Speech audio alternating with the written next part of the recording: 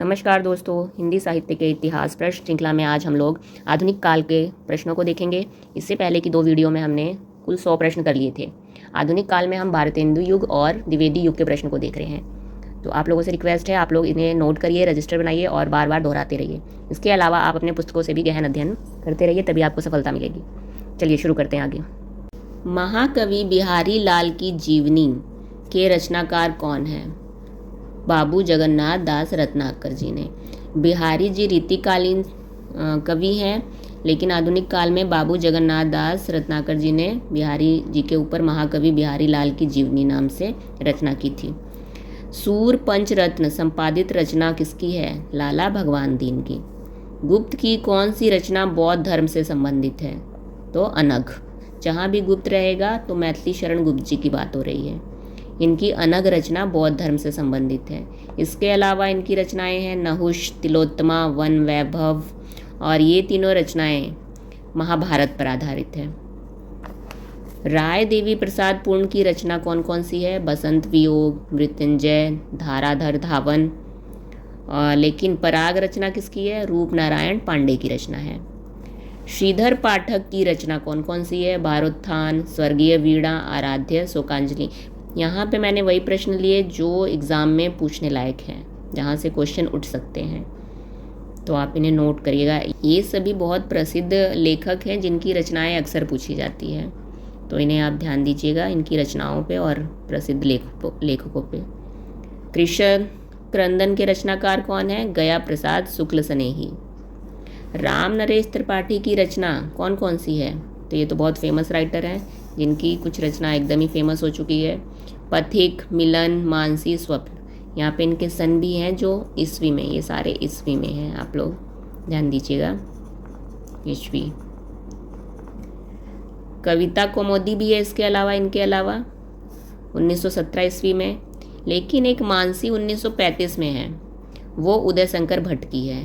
तो देखिए यही दोनों एक जगह लिख दिया ताकि कन्फ्यूज़न ना हो। एक मानसी राम नरेश त्रिपाठी जी की भी है जो 1927 में है, लेकिन और उदय शंकर भट्ट की जो मानसी है 1935 में। अगर ये क्वेश्चन देगा तो इसके साथ सन देगा, वरना फिर ऑप्शन में दोनों एक साथ नहीं देगा नाम।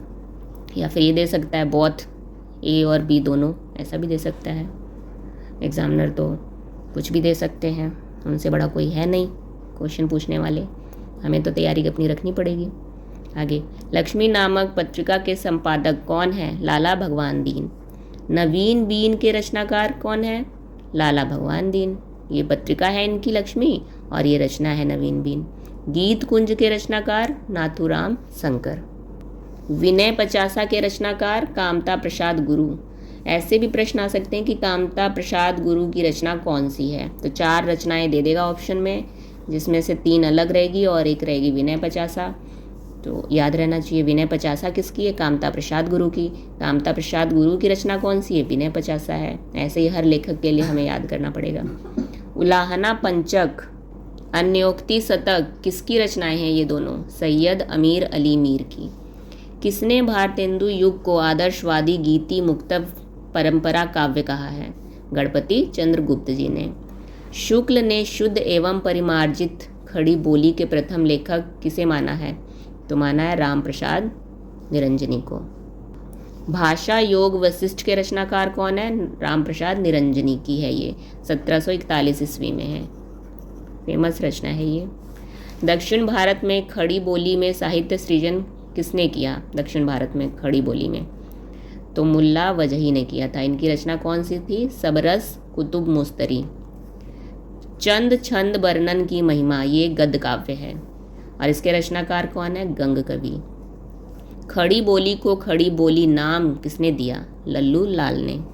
19वीं शताब्दी में खड़ी बोली गद्य का प्रवर्तन करने वाले 4 लेखकों में से किसका गद्य मानक हिंदी के अधिक निकट माना जाता है? आप लोग ध्यान दीजिए, जो ऑप्शन है चारों एक साथ, चारों आंसर नहीं होगा। ये जो सदल मिश्र, सैयद इसाक अल्लाह खां, मुंशी सदा सुखलाल नियाज, लल्लू लाल, ये चारों लोगों ने ही खड़ी बोली को आगे बढ़ाने में योगदान दिया है। बट लेकिन अगर पूछा जाए सबसे अधिक मानक हिंदी के अधिक निकट कौन है, तो मुंशी सदा सुखलाल नियाज। खड़ी बोली को प्रतिष्ठित करने के लिए सबसे पहले सशक्त आंदोलन किसने किया? अयोध्या प्रसाद खत्री ने।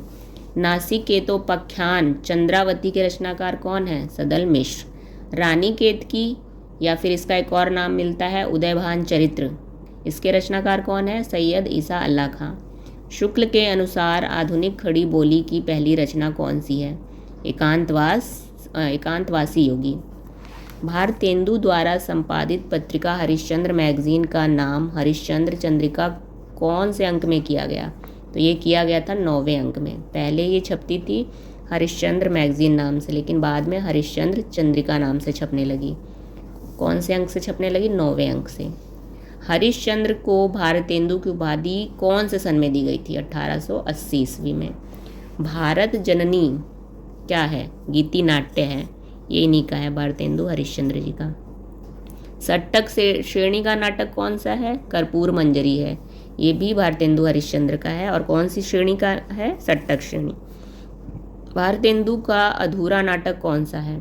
तो वो है सती प्रताप। भारतेंदु के किस नाटक में प्रेम व भक्ति का आदर्श प्रस्तुत किया गया है? श्री चंदावली नाटिका में। भारतेंदु के किस नाटक में देसी राजाओं के कुचक्रपूर्ण दयनीय स्थिति का चित्रण है?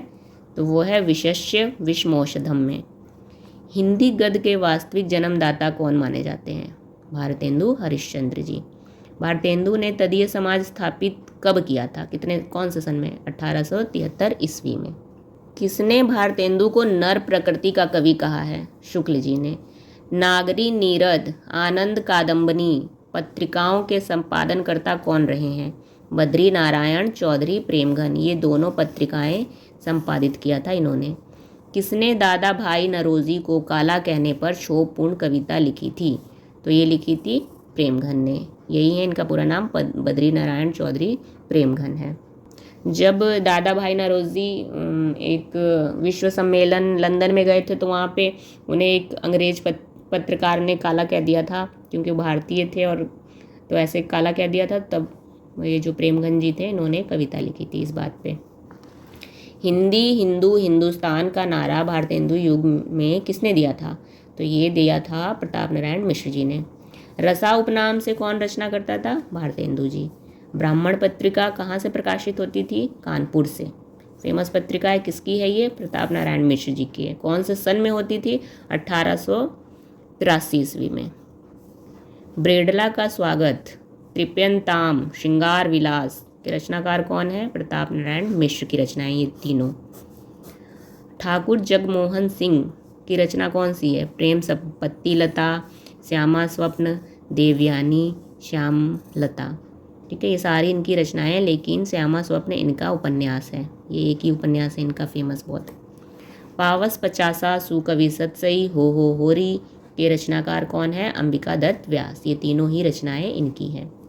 किसने बिहारी सतसही के दोहों का कुंडलियां छंद में बिहारी विहार के नाम से विस्तार किया? तो कौन थे? अंबिका दत्त व्यास जी। इनका उपनाम है घटिका शतक, शतावधान, अभिनव बाणभट्ट। इन उपनाम से भी जाना जाता है इनको, अंबिका दत्त व्यास को। पीयूष प्रवाह पत्रिका के संपादनकर्ता कौन है? अंबिका दत्त व्यास। हिंदी प्रदीप और प्रेम पुंज पत्रिका किसकी है? बालकृष्ण भट्ट की है ये दोनों पत्रिका। हिंदी प्रदीप के लिए तो फेमस हैं ये, इनकी एक और पत्रिका प्रेम पुंज। हिंदी व्याकरण के रचनाकार कौन है? कामता प्रसाद गुरु, जिनको सब जानते हैं, व्याकरण के लिए प्रसिद्धि है इनकी। इनकी व्याकरण का वर्ष क्या है? 1920 ईस्वी। निर्मालय 1926 के रचनाकार कौन है? मोहनलाल महतो वियोगी। कल्लोलिनी निवेदिता के रचनाकार कौन है? जगदम्बा प्रसाद हितैषी।